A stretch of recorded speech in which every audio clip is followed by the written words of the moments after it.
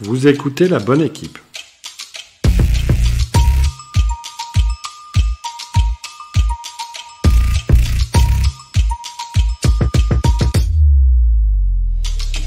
On a déjà dû vous poser la question « Qu'est-ce que tu veux faire quand tu seras grand ?» Et en général, la réponse c'est « J'en sais rien ». Parce qu'on a besoin de bouchers, de business développeurs, de data scientists, d'infirmières, de maires, de militaires ou encore de pompiers, le podcast La Bonne Équipe, c'est le podcast des métiers. En partant d'un principe assez simple, la bonne équipe, c'est d'abord celle qui se complète en étant persuadé, bien sûr, que tout le monde a un rôle à jouer dans la société. Au travers des interviews que je vais dresser de mes invités, l'idée sera de comprendre en quoi consiste leur métier, quelles en sont les sources de plaisir ou les contraintes, l'idée étant bien sûr de vous inspirer un maximum. Je m'appelle Jérémy Muselet, je suis intervenant en école de commerce et plein d'autres choses encore, et je vous souhaite une bonne écoute.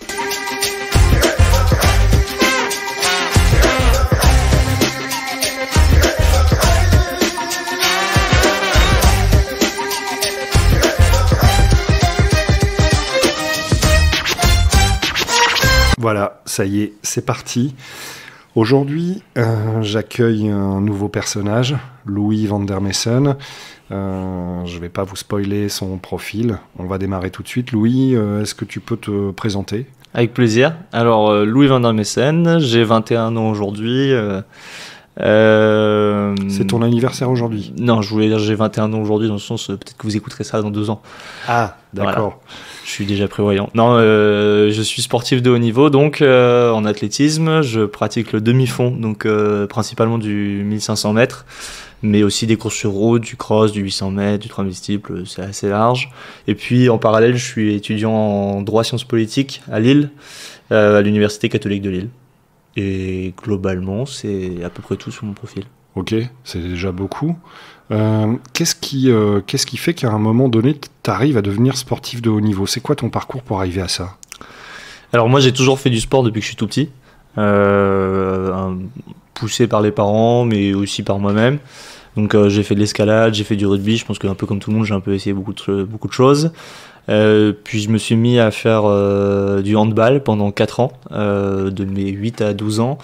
Chose que j'ai énormément appréciée pour l'esprit d'équipe, le sport en tant que tel, la tactique, enfin bref, j'ai vraiment adoré ce sport-là. J'avais commencé à faire des sélections pour le comité du Nord, pour potentiellement après évoluer à un niveau régional puis national et compagnie. Et en parallèle, j'ai commencé à courir des crosses à l'école, que j'ai gagné. Et c'est de là que j'ai bifurqué vers l'athlétisme très progressivement. Pendant 1 an, j'ai continué à faire les deux. Et puis, me rendant compte petit à petit qu'en fait, j'avais quelque chose à faire en athlétisme parce que je gagnais déjà tous mes cross écoles. J'ai décidé de passer à l'athlétisme pour cette raison. Et aussi parce que j'ai aussi été un peu poussé par mon père dont je tiens ma fibre sportive et qui lui vient de l'athlétisme. Donc pour lui c'était plus naturel de me pousser vers quelque chose qu'il connaissait plutôt que le handball en tant que tel. Ok. Et quand est-ce que tu prends conscience que t'as du potentiel pour le sport ? Parce que entre gagner un cross à l'école, ok, bon moi j'en ai jamais gagné, hein, qu'on soit clair, j'étais plutôt dans le trio de fin, mais entre gagner un cross à l'école et puis de se dire potentiellement je peux aller bien au-dessus, comment ça se passe, enfin, qu'est-ce qui fait que tu prends conscience de ça ? Je crois que déjà avant l'athlétisme, dans le handball j'avais pris conscience de ces choses-là. Bon, prendre conscience c'est peut-être un grand mot parce qu'à cet âge-là, 11-12 ans, je suis pas sûr qu'on prenne conscience de grand-chose, mais parce que dans le handball j'avais un entraîneur qui était aussi du coup entraîneur du comité du Nord, donc assez dur, assez sévère, mais très compétent, qui m'avait surclassé dans mon club. Donc au lieu de jouer avec des personnes de mon âge, j'ai directement joué avec des personnes plus âgées, ce qui en dit long parce que physiquement, clairement j'avais pas le physique, donc c'était plutôt la technique. Quand j'ai fait les sélections avec le comité, j'étais encore surclassé. Donc il y avait déjà entre guillemets un esprit de performance dans le handball. Et puis en fait l'athlétisme, rien que le fait de gagner les crosses, on comprend très vite qu'il y a quelque chose à faire. Alors on se dit pas je vais aller jusqu'au JO, hein, évidemment, mais on se dit je gagne, c'est agréable de gagner, et je vais m'entraîner et je vais faire en sorte de gagner d'autres choses, quoi, d'autres courses. Ok. Et alors du coup, c'est sans doute une des questions que les gens pourraient avoir, c'est en quelques mots, est-ce que tu peux nous donner ton palmarès? Est-ce que tu as, j'en sais rien moi, des records, des médailles, des choses qui puissent nous permettre en fait de voir en quoi tu es un sportif de haut niveau? Ouais, alors un palmarès peut-être exhaustif, mais en plus j'ai pas tout à fait tout en tête, mais j'ai été plusieurs fois champion de Belgique, parce qu'en fait du coup je suis j'ai la double nationalité entre France et Belgique, ce qui me permet d'avoir le titre de champion de France et le titre de champion de Belgique. Donc j'ai plusieurs titres de champion de Belgique, jamais de champion de France, en tout cas pas en athlétisme, plus en championnat de France école. Plusieurs records de Belgique aussi, plusieurs records de Wallonie, et puis au niveau international j'ai fait 7e au championnat d'Europe étant plus jeune à 16 ans il me semble. J'ai fait 3e aux Jeux Olympiques de la jeunesse. Alors officiellement je le suis 8e parce que c'était une combinaison de classement entre une course sur piste et une course sur cross, mais moi ma spécialité c'était la piste, donc je considère que c'est que cette course là, et sur cette course là j'ai fini 3e. Et tu représentais qui? C'était en Argentine, non? C'est ça? C'est ça, c'était à Buenos Aires. Et je représentais la Belgique du coup. Ok. Je sais pas si tu veux que j'explique ce choix-là ou pas. Mais... En fait, j'attendais la fin de ton palmarès pour y venir, mais la question qui suivait, je me dis, voilà, toi aujourd'hui, tu es binational. Donc franco-belge. Alors pour ceux qui nous écoutent, c'est vrai que comment on a une communauté francophone sur ce podcast, à savoir on a aussi des gens qui nous écoutent en Afrique, en Suisse et ainsi de suite. La Belgique a ce site particulier qui allait découper en deux on va dire deux familles, si on peut l'appeler ainsi, deux typologies d'habitants, des francophones qu'on appelle les Wallons et des Flamands qui parlent, on va dire, une langue qui est proche du néerlandais. Donc ça, c'était pour la petite histoire. Je dirais même que c'est deux régions distinctes, parce qu'il y a quand même un système politique qui est différent dans les deux. Et ok, bah on y va alors, vas-y. Non, c'est pas pour rentrer dans la science politique belge, mais c'est vraiment deux régions distinctes institutionnellement. Ok. Et alors du coup, la question qui vient derrière, c'est tu cours pour qui? C'est-à-dire, tu vas me dire, je cours d'abord pour moi, ça j'imagine, mais il y a un moment où, là on est à 2 ans des JO, on reparlera après des JO, mais j'imagine qu'il y a des fédérations qui vont dire, bon Louis, t'es gentil, il va falloir que tu te positionnes, tu cours pour qui? La France ou la Belgique? Alors, et est-ce que tu es capable de répondre à ça aujourd'hui? Est-ce que, je sais pas, il peut y avoir des éléments de contexte dont tu risques d'avoir besoin plus tard? Non, bah alors je cours déjà pour moi. Non, mais non, mais la décision elle est déjà prise en fait parce que il y a des règles et tout simplement. Et alors ça, pour le coup, c'est vraiment du live, c'est-à-dire que c'est un téléphone qui sonne. Bon, effectivement, on a oublié de préciser qu'il fallait être en mode avion, c'est pas grave. Non, mais du coup, oui, je disais que pour la fédération, que la décision a été prise parce que tout simplement, il y a des règles. J'ai fait ma première sélection avec la fédération de Belgique parce que tout simplement, j'étais sélectionné avec la Belgique et pas avec la France parce que j'avais une blessure et compagnie. Et que si j'avais voulu revenir dans la fédération française, avant, la règle, c'était que jusqu'à 18 ans, on pouvait changer. Et à 18 ans, la première sélection, à partir de 18 ans, elle était définitive. La règle, elle est plus celle-ci. Elle est, à partir de sa première sélection, c'est définitif, sauf à ne plus faire de compétition internationale pendant 4 ans, ou à trouver un accord entre les fédérations. Bon, ne plus faire de compétition internationale pendant 4 ans, c'était inenvisageable. Et je pense pas avoir une assez grande valeur pour que la France me rachète, entre guillemets, à la Belgique. Et d'ailleurs, c'est pas dans mon intérêt. C'est-à-dire que, du coup, le choix, il a été fait un petit peu par défaut, entre guillemets, parce que je n'avais pas conscience de cette règle-là quand j'ai choisi la Belgique. Mais dans tous les cas, j'aurais pas fait l'impasse sur la compétition internationale. En l'occurrence, c'était les championnats d'Europe. Le Festival olympique de la jeunesse européenne, plus précisément. Mais j'aurais pas fait l'impasse même ultérieurement parce que pour des questions de politique du sportif du sportif de haut niveau dans les deux pays, pour côtoyer du coup des sportifs de haut niveau français en athlétisme et belges, et moi voir ce que j'ai et voir ce qu'ils ont, voir les aides, voir la manière dont on est accompagné et compagnie, honnêtement j'ai rien à gagner à aller en France. Ok. Ça c'est fait au moins. Et justement un peu de pour faire un peu de storytelling parce que ça peut être curieux. J'ai lu par exemple que t'as passé un moment de ta vie aux États-Unis comme sportif de haut niveau encore. Est-ce que tu peux nous raconter un peu cet épisode-là pour expliquer en quoi parfois le sport je vais pas spoiler ton aventure américaine, mais en quoi le sport peut ouvrir des portes un peu insoupçonnables? Bon, alors la genèse de cette histoire, c'est que moi j'ai fait mon primaire, collège, lycée dans une école internationale qui s'appelle l'école Janine Manuel. Et en gros, le principe de l'école, c'est qu'on a les trois quarts de nos cours en anglais, et puis les profs viennent un peu partout dans le monde. Et le but de l'école, c'est d'avoir un prisme international sur les questions d'ordre de tous les jours et compagnie, et donc aussi d'aller étudier à l'étranger. Donc tous les étudiants, ou presque, enfin en tout cas une bonne majorité des étudiants vont étudier à l'étranger, notamment en Angleterre ou dans les Pays-Bas et compagnie, et certains aux États-Unis. Et moi, en l'occurrence, ça m'a paru le choix évident, dans le sens où du coup j'avais j'avais cette volonté d'être sportif de haut niveau, donc de vouloir courir à haut niveau, et en même temps de faire des études. Et là-bas, on sait enfin, en tout cas, moi je savais que c'était une institution. Le sport, c'est une institution. On nous permet de pratiquer tout en ayant nos études et compagnie. Donc ça m'a paru évident, d'autant que j'avais des propositions pour des bourses scolaires, pour que ma scolarité soit payée, mon logement soit payé, mes billets d'avion soient payés, parce que sinon c'est inabordable. Hors de prix, ouais. Pour avoir un point de repère pour les gens qui ne connaîtraient pas, une scolarité aux États-Unis dans une université lambda, c'est de quel ordre? Bah, ça va jusque... Par exemple, la plus chère, il me semble que c'est Brown, c'est 84 000 $, par an, simplement la scolarité.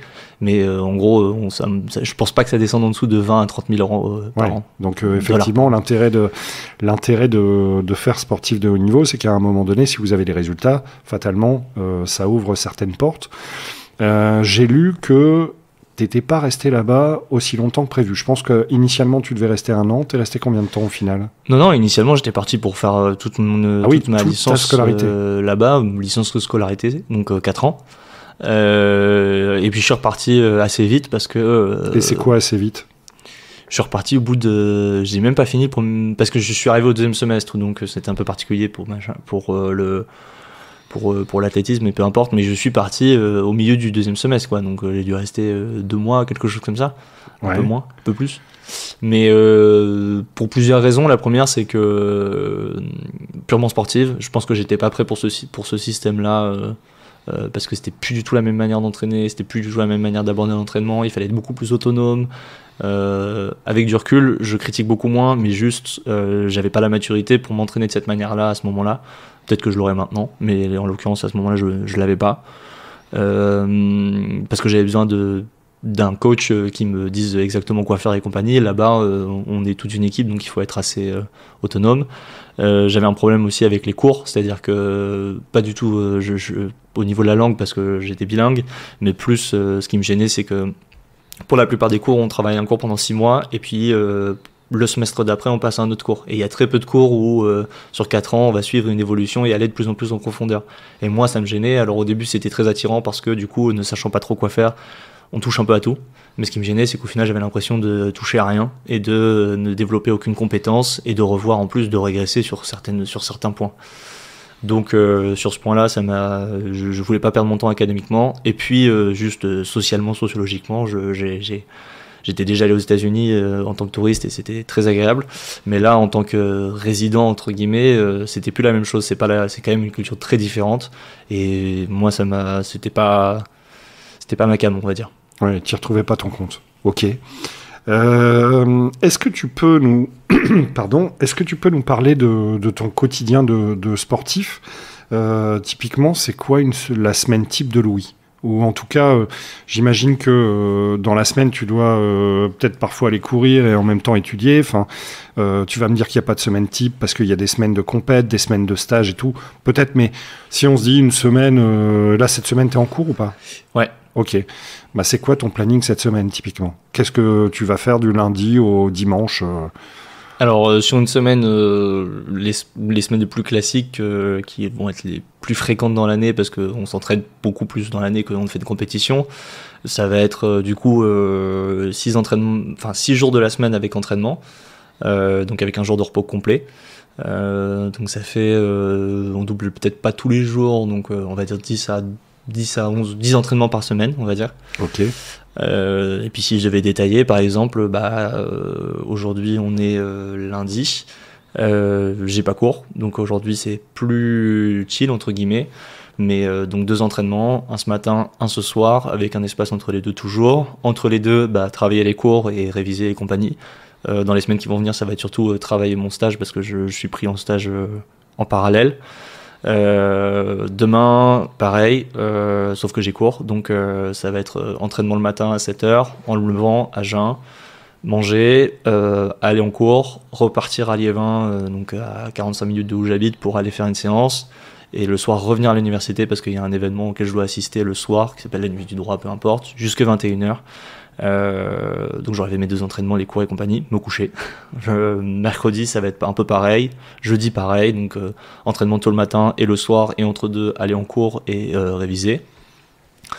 Et le vendredi j'ai pas cours, mais pareil, a posteriori j'aurai mon stage, mais ce sera un peu pareil, ce sera entraînement le matin, le soir, et puis entre les deux on essaye de caler le plus de trucs possible. Okay. En sachant que quand je dis caler le plus de trucs possible, techniquement j'ai du temps entre guillemets, mais le truc c'est qu'il y a une fatigue qui s'accumule, et donc dans ce temps libre il y a des déplacements, il y a de la récupération, il y a le fait de devoir faire des siestes parce qu'à un moment où juste on est trop crevé. Moi je suis hyper fort en sieste justement, tu vois. Ouais, niveau cours c'est pas ça, mais la sieste je pratique.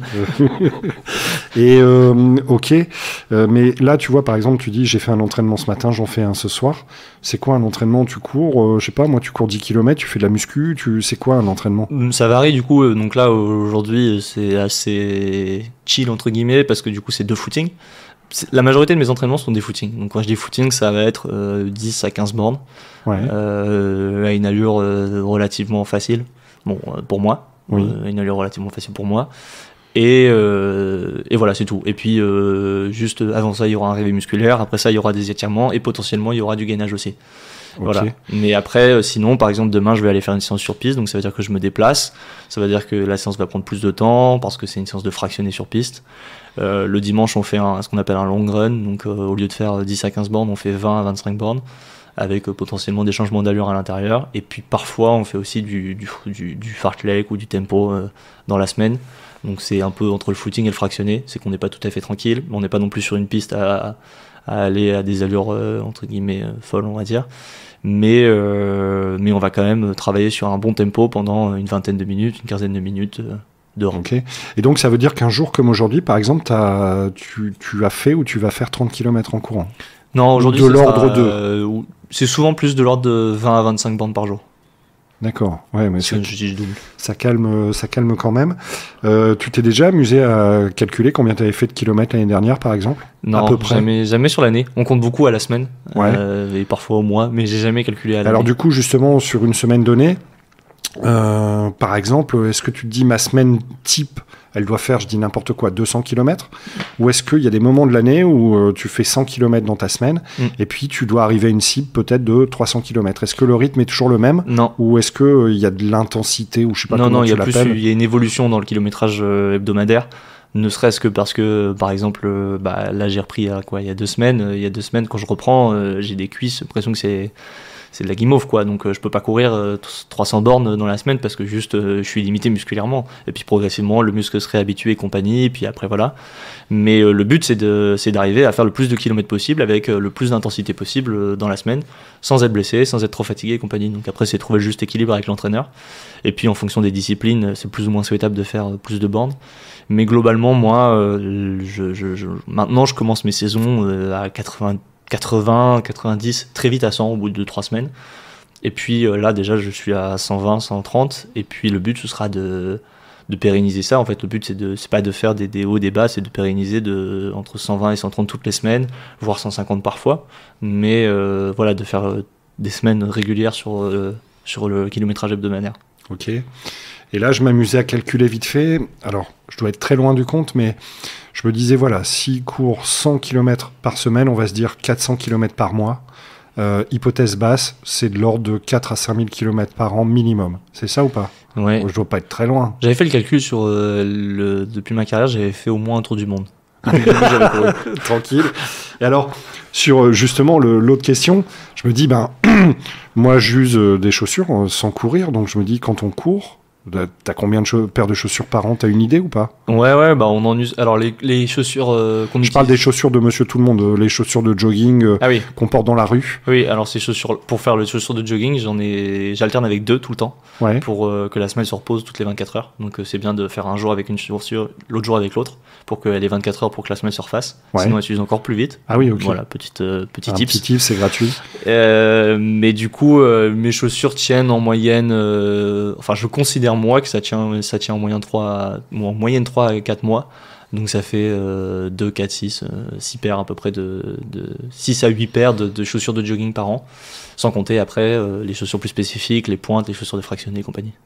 Ok. Et ouais, parce qu'en fait, j'ai eu l'occasion de te voir courir à Liévin en ouverture du meeting international. Vous avez effectivement des chaussures avec des petites pointes. Alors pour ceux qui voient pas trop, ça ressemble à des running avec avec des pointes un peu comme les chaussures de golf. Ça a l'air super fragile en fait. On dirait des ballerines avec des pointes, des petits pointillés. Enfin, je sais pas comment on appelle ça, mais des clous. Ouais, des clous. Ça a une durée de vie de combien? Tu fais une compète avec une paire de pointes ou? Non, en général, en général, je cours que les compètes avec ou certains entraînements, mais du coup, on les utilise pas tant que ça. C'est fragile certes, mais du coup, on les utilise tellement peu que moi, en général, je considère qu'une paire de pointes ça dure une saison entière, donc ça peut durer une année entière, sauf à se prendre un camarade dans le pied et puis que le tissu soit complètement déchiré. Ah oui. Mais à part ça, je pense selon moi que ça dure un an. Ok. Et alors, par rapport à ça aussi, l'autre question qui suivait, c'est t'es sponsorisé par des marques ou pas? Pas du tout. Et comment tu fais pour acheter tes équipements? Parce que l'air de rien, enfin, j'imagine que c'est pas donné en fait, pour la bonne et simple raison, c'est que on s'adresse à un public de spécialistes entre guillemets. Donc comment tu fais? Et bah on trouve des solutions. Non, bah au début quand on est plus jeune, c'est les parents forcément qui aident, qui suivent la passion. Et puis après progressivement le club qui donne. Donc moi j'ai un club en France et en Belgique et les deux m'aident financièrement. Plus ou moins d'ailleurs, mon club en France m'aide bien plus que mon club en Belgique.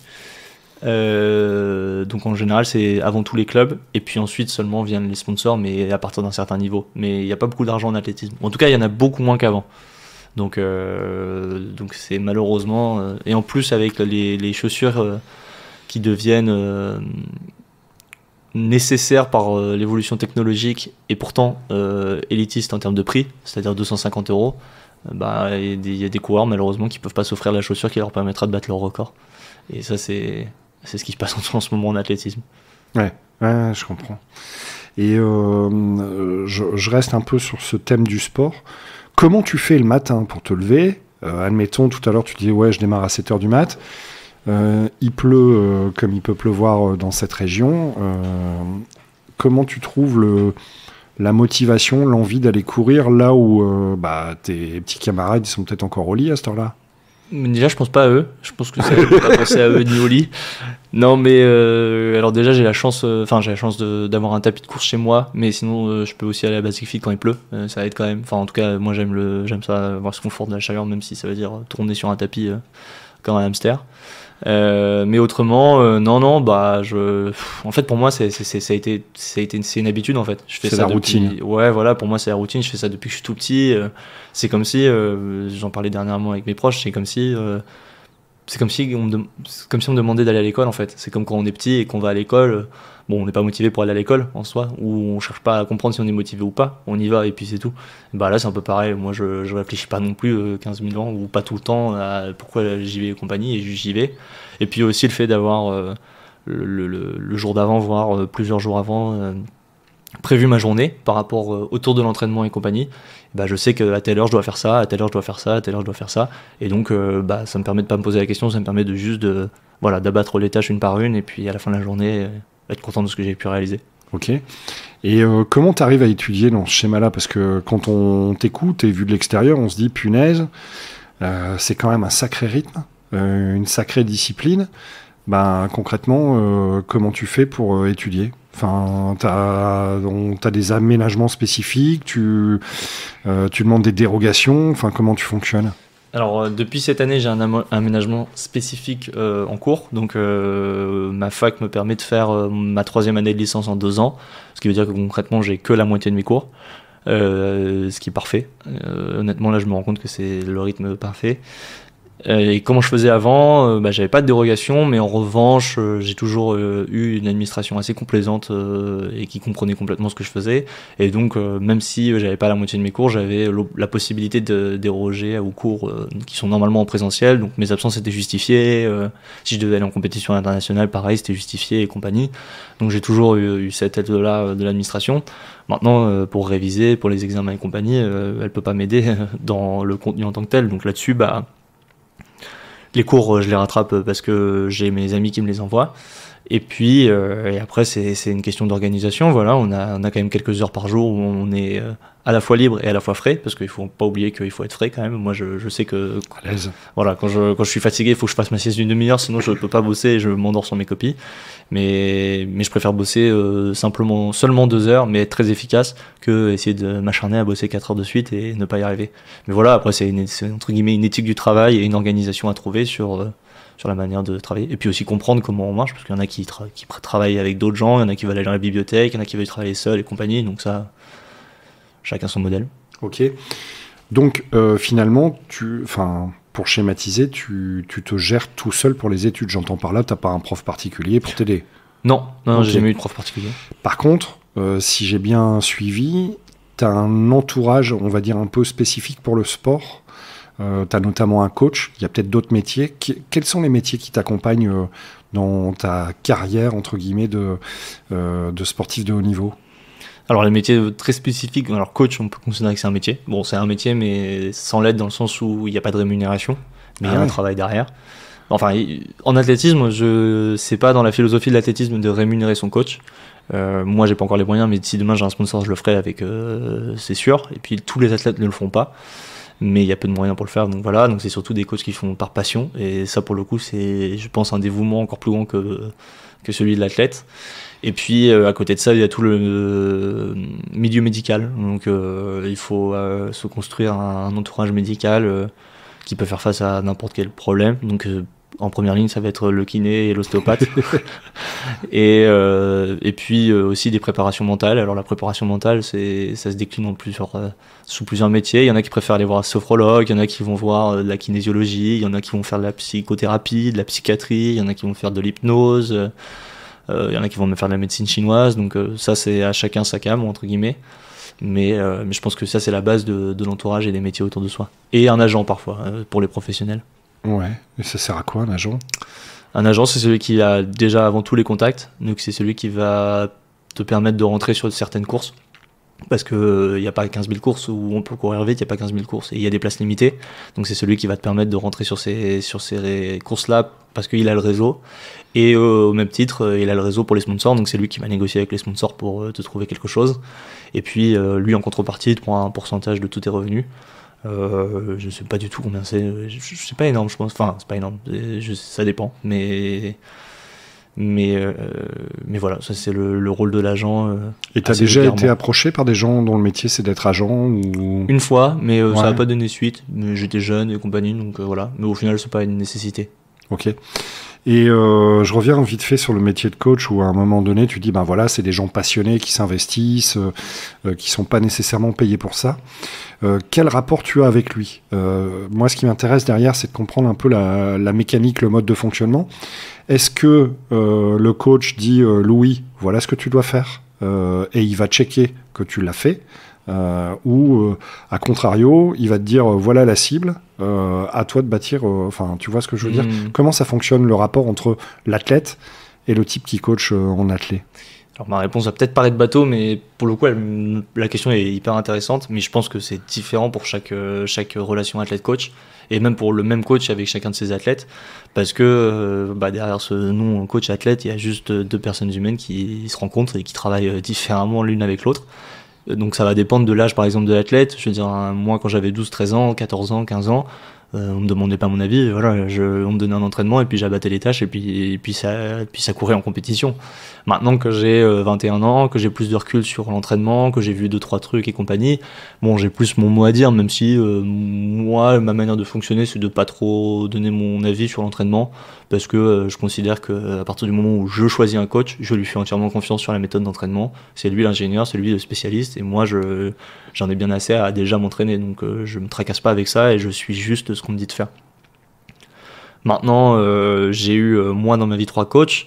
Un avec qui ça a duré 6-7 ans je pense, un où ça a duré à peine 1 an et demi, et puis là je suis avec quelqu'un depuis 1 an et demi aussi, et je sais que moi à titre personnel j'ai aussi besoin d'avoir une relation, pas forcément un lien forcément très étroit avec le coach, mais une relation saine et un minimum de bienveillance avec le coach. Voilà, mon ancien coach c'était presque l'armée en fait, c'était un peu à l'ancienne. Ça fait pas de mal en même temps. Ouais, bon après c'est chacun sa cam. Moi je sais que au bout d'un moment quand je rentrais de l'entraînement et que je pleurais dans ma voiture parce que je me faisais engueuler parce que soi-disant j'étais une merde alors qu'en fait c'est son entraînement qui était nul, et qu'il y a aucune remise en question, ou qu'en tout cas il y a la remise en question que dans un sens et compagnie, bon ça pouvait pas marcher quoi. Et puis moi le truc de je rigole en entraînement et puis du coup je fais un tour de piste à fond. J'ai envie de dire, j'ai plus 15 ans quoi, je suis pas non plus à l'armée, ça sert à rien, t'es en train de me niquer, donc voilà, donc je suis parti. Mais donc pour moi c'est important quand même d'avoir une certaine forme de discussion et puis de bienveillance dans l'entraînement, sans pour autant que c'est pas un monde de bisounours, hein. Moi mon coach actuel il est quand même dur, mais j'ai eu l'occasion de l'apercevoir, effectivement ça n'a pas l'air d'être un trop rigolo en tout cas. Oui, mais ça s'agit de perf, c'est les apparences. Oui. Ok. Alors justement en fait souvent on pense que non, avant ça j'ai une autre question. J'y reviendrai plus tard, c'est pas grave. En fait, je reviens sur cette histoire parce que finalement, on peut se dire, bah voilà, Louis fait un sport individuel, donc on va considérer qu'il est hyper égocentré, admettons. Sauf qu'il se trouve qu'en fait, tu cours en équipe. Tu cours en équipe, en fait, t'es dans un club, enfin, je sais pas comment on appelle ça, j'imagine on appelle ça un club d'athlètes. Et alors justement, en fait, je me dis, quel rapport t'entretiens avec les gens qui sont dans ton club? Je m'explique. Forcément, quand on est, on va dire, dans une chasse de records ou de performance, bah, on pense d'abord à soi avant de penser aux autres. Mais alors du coup, c'est un peu ambigu parce que on est dans une équipe et finalement, les gens qui courent avec toi, c'est quoi? C'est des rivaux ou des potes? Ouais, alors pour rectifier un peu le truc du club, alors oui, dans le club, du coup, on a des partenaires d'entraînement et pour la plupart du temps, on s'entraîne avec les gens du club et avec l'entraîneur du club et compagnie. Moi, j'ai toujours une approche différente, c'est-à-dire que j'ai toujours eu un entraîneur qui n'était pas forcément dans mon club, donc je me suis pas forcément entraîné avec des gens du même club. Mais enfin, ça change rien, là, la dynamique c'est la même. On a un coach, on a un groupe d'entraînement, on est tous avec le même coach et on est tous à la fois rivaux et potes. On est d'abord potes parce que toute l'année on est surtout à l'entraînement ensemble, à s'aider, à discuter, à même s'aider juste dans l'entraînement, à se tirer les uns les autres, à être là pour les uns les autres et compagnie. Et puis arrivé en compétition, oui on est rivaux, mais en même temps moi mon approche de l'athlétisme c'est que c'est effectivement un sport très individuel et pour moi c'est avant tout un combat contre soi-même. Je veux dire, ça m'intéresse pas du tout de battre X ou Y. Moi, ce qui m'intéresse, c'est de me battre moi-même, c'est de me dépasser, c'est d'aller chercher mes limites. Et j'ai toujours abordé du coup mes rivaux comme des partenaires en même temps. C'est-à-dire que pour moi, ils m'aident à me dépasser moi-même, à dépasser mon plus grand adversaire, c'est-à-dire moi-même. Et dans la course, c'est comme ça que je le vois. Ça m'a porté préjudice parce que du coup, parfois, je suis pas assez entre guillemets méchant dans les courses. Mais moi je perçois moins cette dynamique de rivalité qui pour moi est un peu derrière il y a un peu une forme d'égocentrisme ou quelque chose d'assez puéril plutôt que d'amitié quoi. Ok, mais du coup je rebondis là-dessus parce qu'à un moment donné tu dis je peux manquer de méchanceté. Ça veut dire que ça tu vas le travailler par exemple avec un préparateur mental si je dis pas de bêtises pas pour nécessairement être méchant, parce que le mot est peut-être pas adapté, mais en tout cas, peut-être plus incisif dans le combat, on va dire. Et du coup, l'autre question que j'avais, c'est est-ce que parfois ça t'arrive d'avoir peur de perdre? Ce que j'appelle la peur de perdre, c'est à un moment donné, on va se dire que ta course gagnée, admettons, et puis d'un coup, tu te dis, punaise, je vais franchir la ligne en premier, et bizarrement, en fait, je perds un peu mes moyens parce que l'enjeu me paraît énorme. C'est le genre de choses que tu vas travailler avec un préparateur mental ou... Du coup, c'est plus la peur de gagner, en l'occurrence. J'en sais rien. Je sais pas, en fait, je me dis... Peut-être qu'on peut considérer parfois que certains athlètes sont trop bisounours, et dans ce cas-là, on va peut-être travailler le côté incisif. A contrario, peut-être que certains ont peur de gagner, ou en tout cas sont pas conditionnés pour la gagne, et que du coup, il faut essayer de leur donner confiance en eux pour pas passer à côté de la victoire. Ouais, c'est un peu ça, c'est très individuel le travail qu'on accomplit avec le préparateur mental. Moi, ce que je vais travailler avec le préparateur mental, c'est pas le fait d'être plus incisif envers les autres et compagnie, ça veut juste le fait de continuer à me dépasser. Je pense que moi en tout cas je voudrais développer ça, et je pense que j'en suis capable, c'est de gagner sans pour autant voir les autres comme des adversaires. C'est juste que quand on est face à soi-même, c'est déjà un adversaire bien plus grand que n'importe qui. Donc et pour le coup c'est vrai, c'est que on a en nous toute une histoire, on a ancré un tas de choses qui nous limitent. Et qui sont beaucoup plus limitants que simplement un gars qui va courir devant. Je pense qu'à partir du moment où tu te concentres sur toi-même et tu te ressens sur toi-même et sur toutes ces choses-là, de toute façon tu fais abstraction de ton adversaire, et à partir du moment où tu fais abstraction de ton adversaire, t'as beau avoir un champion olympique à côté de toi, tu t'en fous, tu cours, et du coup il n'y a plus plus de respect, il n'y a plus de gêne, il n'y a plus cette forme de ah non il est plus fort que moi et je vais l'attendre. Donc je pense que encore une fois l'essentiel c'est de se retrouver face à soi-même. Pour ta deuxième question, je pense que la peur de perdre, elle est inhérente à tous, mais je pense que ce dont on parle un peu moins, c'est une peur de gagner. Alors tout le monde n'a pas peur de gagner, mais je pense que gagner, ça implique énormément de choses, dépendant du niveau également, et que il faut être capable de supporter déjà... d'être conscient de ce que ça signifie, de supporter tout ce que ça signifie, et puis parfois c'est des raisons plus personnelles qui font qu'on a peur de gagner, ou qu'on a peur d'accomplir quelque chose et compagnie. Enfin, c'est un peu comme n'importe quoi dans la vie d'ailleurs, c'est juste la peur de grandir, la peur d'assumer ses choix, la peur de... Enfin voilà. Ok. Qui t'inspire ou t'a inspiré, que ce soit un sportif ou non sportif, et pourquoi ?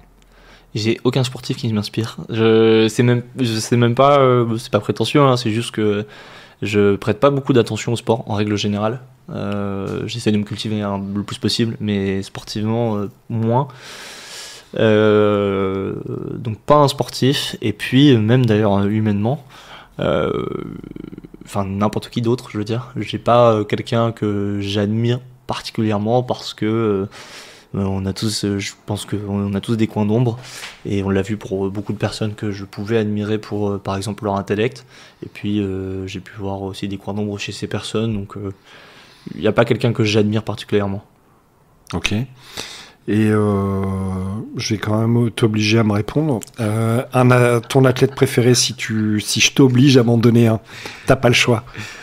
Ouais, c'est compliqué, je peux pas donner un athlète notable, parce que il y a quand même cette notion de dopage qui est là, et je peux pas jeter la pierre à qui que ce soit, mais à un moment il y a des athlètes que j'admire, mais donc je suis pas trop sûr de la propreté, donc je peux pas dire que je les admire à proprement parler.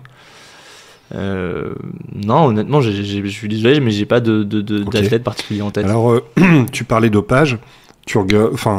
La question peut paraître bateau, mais c'est quoi ton regard sur le dopage ? Parce qu'à un moment donné, c'est un peu aussi... moi, je me dis, allez, une petite baisse de régime, un petit coup de vitamine, quoi. J'ai fait très simpliste. J'aime bien l'image.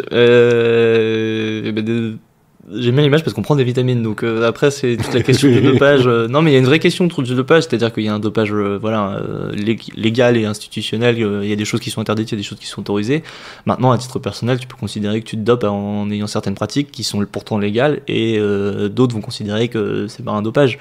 Je veux dire, prendre des compléments alimentaires, il y en a qui vont considérer que c'est du dopage parce que par définition améliore ton métabolisme, c'est pas ton métabolisme naturel qui travaille. Il y en a qui vont considérer que c'est un plus loin, c'est-à-dire faire des injections de quoi que ce soit, ça peut être du fer, ça peut être de la vitamine, sous intraveineuse. Après celui qui fait, enfin sauf erreur de ma part, je crois que c'est l'Agence nationale du sport ou quelque chose comme ça, l'Agence nationale européenne, qui décide de lutte anti-dopage. Voilà, je crois que c'est ça le truc. C'est qui décide justement de ce qui est autorisé, de ce qui n'est pas. Oui, c'est ce que je dis, c'est qu'il y a des choses qui sont autorisées, il y a des choses qui ne le sont pas, mais pour autant, je pense qu'au sein des athlètes, il y a quand même un débat autour des produits qui sont autorisés et des pratiques qui sont autorisées qu'on considère plutôt limites. Je veux dire, je prends l'exemple des cyclistes. Prendre un max de caféine et puis un max derrière de smecta pour pas avoir la chiasse. Bon, c'est autorisé et ça marche, mais est-ce que c'est vraiment, enfin, encore une fois, c'est pas très éthique, très naturel. Mais bon, après, c'est à chacun son regard sur la chose.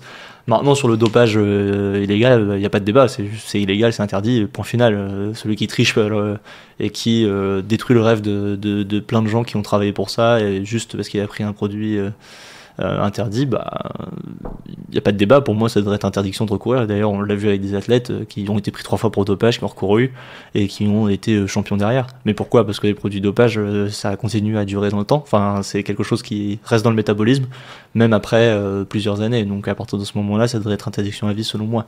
Mais ça veut dire procès équitable et capacité. Enfin, on laisse la chance à la tête de réellement se défendre et de donner. Voilà, parce que parfois il y a des athlètes, encore une fois, il y a un an je pense, ou quelque chose comme ça, il y a un jeune qui avait pris la cocaïne, un athlète anglais qui avait pris de la cocaïne, et il s'en était excusé, mais il avait dit voilà, je l'ai pris au cours d'une soirée, donc est-ce que c'est vrai, est-ce que c'est pas vrai? Mais je le vois mal prendre de la cocaïne pour courir.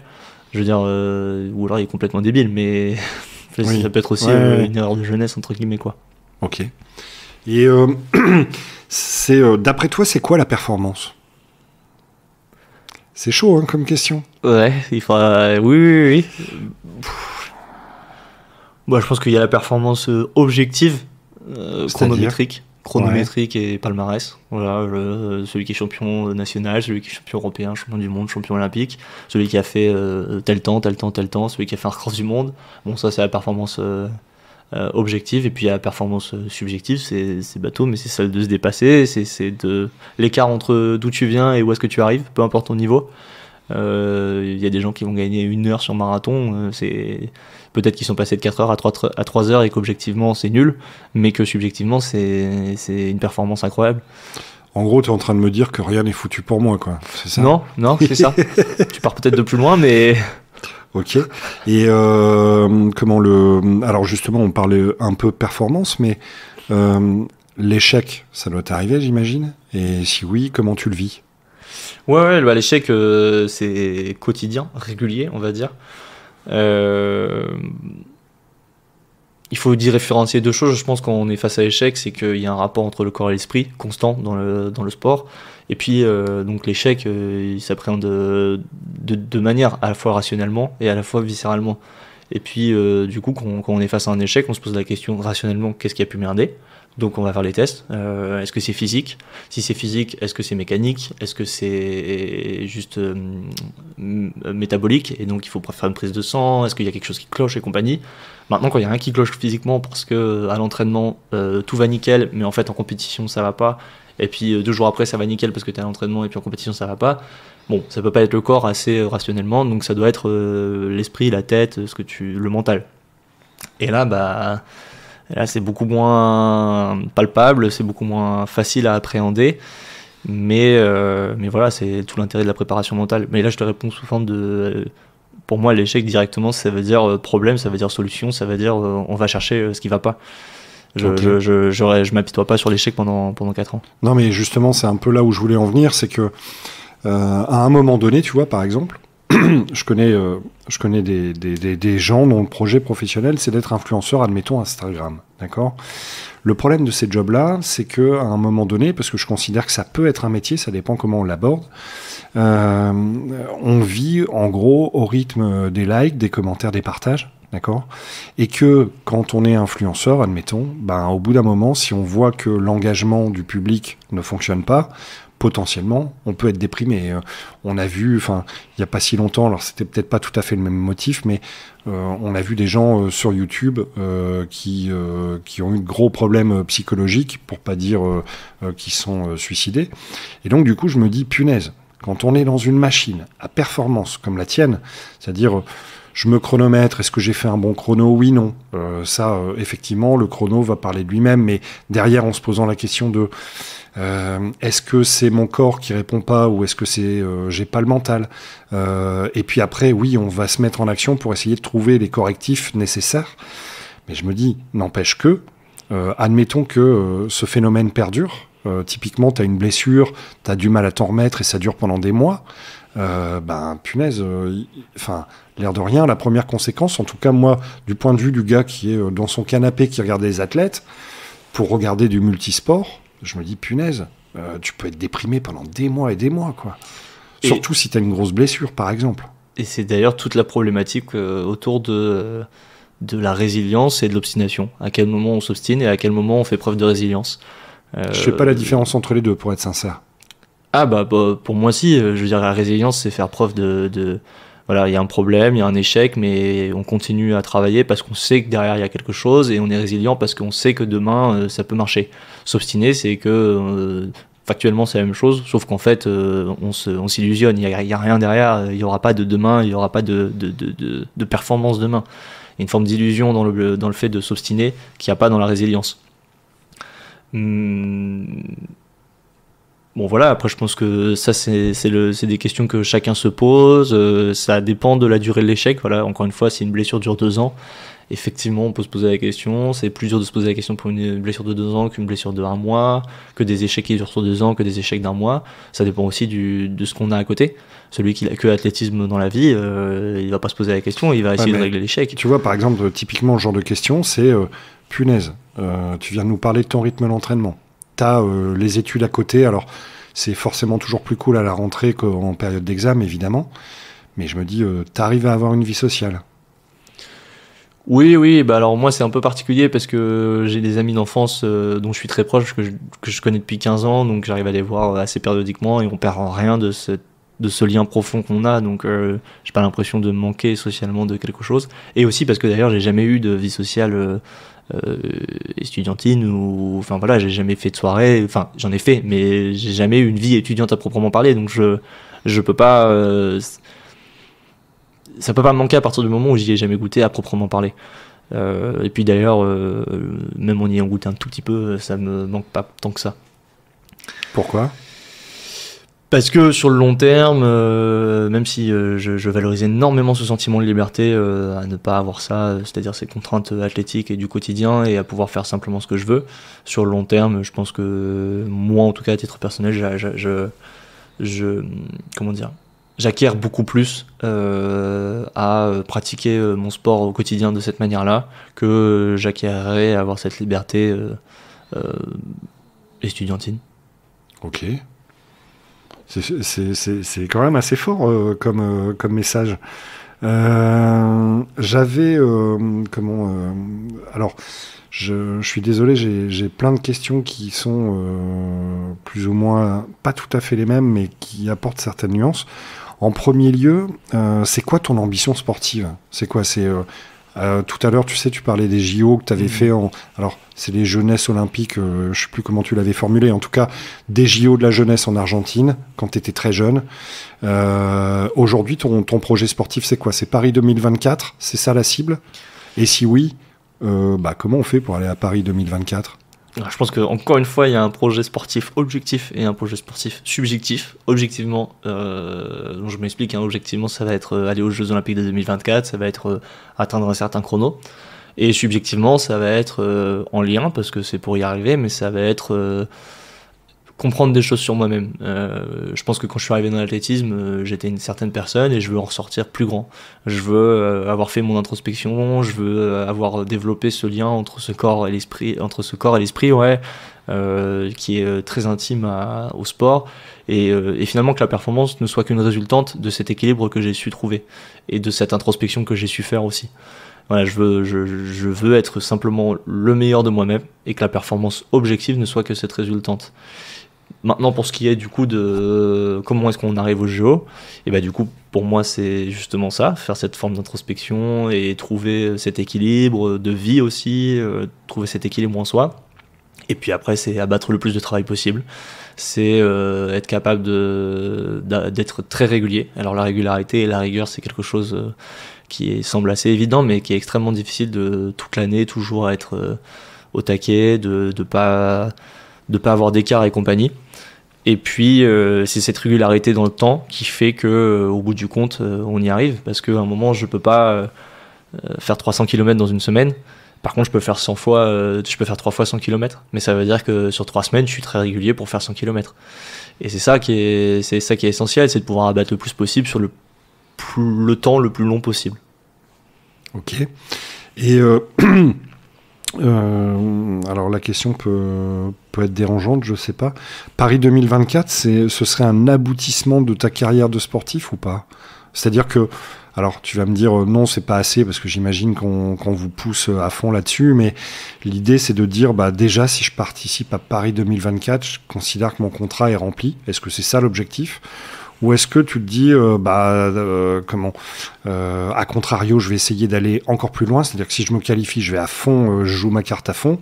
Et l'autre question qui est corrélée à ça, c'est, imagine, parce que je pense qu'en athlé, alors je connais bien beaucoup de sports, mais je suis pas un spécialiste du sport en l'occurrence, de l'athlé en particulier. J'imagine qu'il faut fonctionner avec des minima mondiaux. Ces minima sont définis par pays, je pense. Imagine que c'est tout l'inverse. T'arrives pas à faire les minima de Belgique, donc du coup tu fais pas Paris 2024. C'est la fin de ta carrière. Tu te fouettes pendant 100 ans en te disant que t'as tout raté dans ta vie. Comment ça va s'articuler cette histoire? Non, alors déjà c'est sûr que si je vais à Paris 2024, je jouerai ma carte à fond. Ça c'est sûr et certain. Je me fixe pas de limite parce que je pense que se fixer des limites, c'est déjà se restreindre dans la performance, et je l'ai remarqué à travers mes courses et ma carrière. On a vite tendance à se dire ça c'est impossible, et en fait ça aurait été possible si on n'avait pas eu cette pensée limitante. Alors effectivement il faut faire preuve de réalisme, mais il faut pas avoir de pensée limitante là-dessus. Si je vais pas à Paris 2024, si je fais pas les minima, honnêtement j'ai pas trop envie d'y penser, parce que en fait c'est même pas simplement j'ai pas envie d'y penser, c'est qu'on n'y pense pas, parce que à partir du moment où on y pense, c'est qu'on d'une certaine manière on accepte l'échec ou qu'on doute. Et moi je sais que si demain ça arrivait, je me fais confiance pour prendre la bonne décision à ce moment-là, mais on n'y est pas encore, donc je réfléchirai à ce moment-là. Okay. Mais je me permets pas de réfléchir à ça maintenant. Potentiellement, c'est juste pour avoir un repère temporel. Quand est-ce qu'on peut savoir que tu es potentiellement qualifié pour Paris 2024? Alors, les minima seront à réaliser en 2024, durant la saison 2023-2024, donc d'ici 2 ans. Et puis, donc tu pourrais le savoir potentiellement au dernier moment, savoir le printemps 2024 par exemple? Plus en été, je pense, parce que j'ai pas les dates exactes, parce que j'ai pas regardé le calendrier, mais globalement il y a des minima qui sortent. On a une certaine période pour les faire, et puis à la fin de cette période on dit on prend un tel. Bon, en Belgique en gros ce sera les 3 meilleurs, ce sera les 3 meilleurs qui ont réalisé les minima, s'il y en a 3, et puis s'il y en a plus de 3, soit ce sera les 3 meilleurs, soit ce sera en fonction du temps et de résultats au championnat de Belgique, mais voilà. Ok. Alors, on a parlé beaucoup de sport. Maintenant, est-ce que tu as un projet professionnel bien défini? Je te rappelle, l'idée du podcast, en fait, c'est de prendre des gens qui ont des métiers ou en tout cas des parcours radicalement différents, le but étant d'inspirer. Et donc, du coup, je me dis, est-ce que toi, tu es clair dans ta tête sur ce que tu veux faire niveau professionnel, ou pour le moment, tu dis, on verra bien ce que ça donne et tu as quelques pistes, vas-y un peu? Non, c'est pas très clair, mais bon, ça l'est un petit peu, parce que je fais du droit, j'adore ça, j'adore le droit public, donc moi je sais que ce sera surtout de la fonction publique, ou en tout cas que ça aura un lien avec l'État d'une manière ou d'une autre. Maintenant, la fonction publique c'est extrêmement large et extrêmement poreux. Ça veut dire des concours, mais il y a énormément de concours. Je sais que j'aspire à un haut niveau dans la fonction publique, entre guillemets, sans vouloir avoir aucune prétention, mais c'est juste que je travaille pour En ça. gros, tu prends le job comme ton athlète, en fait. Oui, voilà, c'est un peu ça. Non, mais je voudrais un job des niveaux fonction A+. D'ailleurs, c'est pas forcément le cas, mais les jobs auxquels j'aspire, c'est ça. Ça va être juge administratif, ça va être avocat administratif. Bon, en l'occurrence, là, c'est autre chose parce que du coup, c'est pas de la fonction publique, mais voilà. Mais encore une fois, le droit administratif, ça peut être du droit de l'environnement, ça peut être du droit domanial. Donc, il y a énormément de choses qui m'intéressent là-dedans, et en même temps ça peut être l'administration centrale, et en même temps pourquoi pas enfin voilà, franchement j'ai beaucoup de projets en tête, mais du coup d'où l'intérêt des stages et de rencontrer pas mal de gens. Ok. J'aime bien aussi passer du coq à l'âne. Pourquoi tu as accepté l'interview aujourd'hui? Bon, principalement parce que ça m'amusait. Okay. J'étais heureux de le faire parce que ça m'amusait, et parce que si ça peut intéresser des gens, ou s'il y a des gens que ça peut inspirer, ça me fait plaisir. Ok. À la question, est-ce que tu es heureux? Est-ce que tu es capable de me dire oui ou pas? En fait, moi, je suis tellement impressionné. Alors, je te suis depuis un moment, donc c'est pas tant ton parcours, en fait, ton palmarès qui m'impressionne, c'est la charge. C'est-à-dire, je me dis, mais le gars, en fait, il est blindé, alors qu'on s'entend blindé au niveau emploi du temps. J'ai pas dit qu'il était millionnaire, hein, mais l'idée, en fait, c'est de dire, bah voilà, en fait, le sport, les études, un peu de vie sociale. Est-ce que tu arrives à être heureux? Ou, enfin, je pense que oui, mais c'est pas évident de le deviner comme ça a priori. Alors, deux choses, je pense pas être beaucoup plus surchargé que toi. Et deuxième chose, je lirai pas. Accessoirement, je vais pas concourir pour Paris 2024, ou en tout cas, on m'a pas prévenu, tu vois. Chacun sa surcharge. Mais et puis, je lis pas forcément le fait d'être heureux avec une surcharge. Encore une fois, c'est une question d'équilibre pour trouver justement son compte et pour être heureux. Maintenant, au même titre que tu vas aimer certaines choses et moi d'autres, chacun son équilibre, et chacun trouve son moyen d'être heureux d'une manière ou d'une autre. Okay. Et à la question est-ce que je suis heureux, je ne saurais pas te répondre de manière exhaustive, donc je ne préfère pas répondre. Ok, la question qui fâche. Un livre, une série, j'en sais rien, une musique, qu'est-ce qu'il y a d'autre, un film, un truc culte selon toi, un truc qu'on ne doit pas louper. C'est chaud. C'est chaud de choisir, ouais. Non, mais t'as le droit à me proposer 2-3 trucs. Hein. Après, il va falloir par contre m'expliquer pourquoi tu les as retenus. Oui, ok. Série. Non, ah si, ouais, une série sympa que je trouve un peu glauque, mais assez sympa. C'était Mindhunter. C'est sur le début du profiling ou du FBI sur les serial killers et compagnie. Je trouve ça assez sympa. Bon, un peu glauque, mais très sympa. Certes. Un film, la trilogie Clapiche, Auberge espagnole, Les poupées russes et Casse-tête chinois. Oui. Incroyable, vraiment incroyable cette trilogie. Je pense que j'ai pleuré dans les 3 films. Ah oui, je me suis arrêté à l'Auberge espagnole. Moi, après, voilà, j'avais l'impression que c'était un peu du copier-coller. Du coup, j'ai skippé. Mais quel manque de sensibilité. Ouais, mais je sais. Je peux pas toujours être sans gentil. Et puis en termes de livres, je pense que c'est là le plus compliqué parce que j'essaie de lire un peu de tout. Si on oublie les livres de droit, peut-être, hein, parce que forcément, j'imagine que t'en lis. Non, je vais t'en donner 3 peut-être. Le premier, je pense que c'est de la philo pure et dure. C'est un peu ce que je dis en ce moment, c'est Jean Kelevitch, c'est le je ne sais quoi et le presque rien. Ça paraît complètement tiré par les cheveux, mais c'est passionnant. J'adore sa manière d'écrire, j'adore sa plume, j'adore juste le fond du texte sur justement ce je ne sais quoi, ce presque rien qui manque à énormément de choses pour que cette chose soit vraie, qu'elle soit totale, que ce soit la gnose et compagnie, ce sentiment qu'on peut avoir de manière très intrinsèque en nous. C'est difficile à exprimer, et lui il l'exprime avec une telle plume que je trouve ça absolument magnifique. Un deuxième livre, ce serait La zone du dehors Les Furtifs de Alain Damasio. Donc c'est une fiction.